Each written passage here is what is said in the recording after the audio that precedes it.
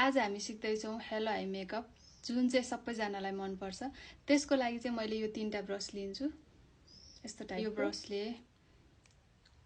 यो ब्रसले light brown कलरहरू लिन्छु है। यसमा चाहिँ हामीले यो कलर लिन्छु। त्यसपछि यो लाइट ब्राउन कलरले चाहिँ हामीले यो आउटर कर्नरबाट इन्नर कर्नरमा लिएर जाने। यसरी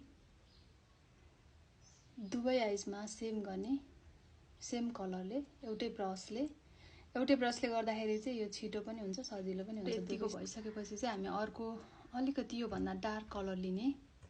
त्यसको लागि चाहिँ हामी यो कलर र यो कलर हल्का मिक्स गरेर लिने, एप्लाई गर्ने अनि ब्लेन्ड गर्ने। यहाँ मजाले ब्लेन्ड गर्ने अनि यहाँ पनि मजाले ब्लेन्ड गर्ने।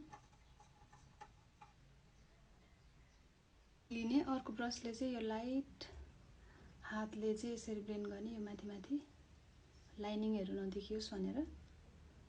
अनि सेम तरिकाले यता पनि सेम गरेर ब्लेन्ड गर्ने। दुवै साइडमा हामीले यतिको गरेर ब्लेन्ड गर्ने। त्यसपछि हामी यो बिचको भागमा यसरी कलर लगाइदिने। माथि हेर्ने, माथि हेर्दाखेरि यसरी लाइन बस्छ अनि त्यही लाइनमा चाहिँ हामीले यसरी लाइन बनाउने।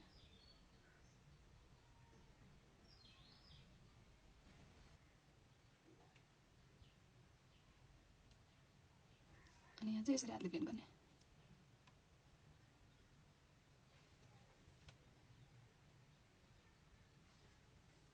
सकेपछि चाहिँ हामीले पिच कलर, आफूलाई कुन चाहिँ कलर मनपर्छ त्यो कलर चाहिँ हामीले बिचमा लगाइदिने यसरी।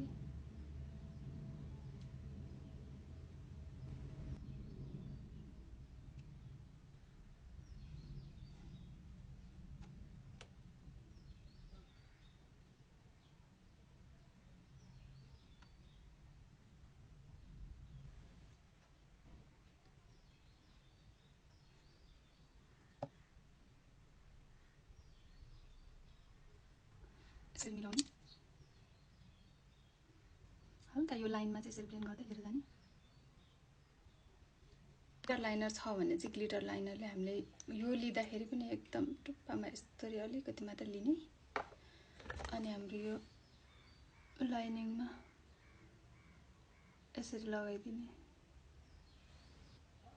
यो भागमा पनि हामीले यस्तो हल्का हाइलाइट गरिदिने यसरी।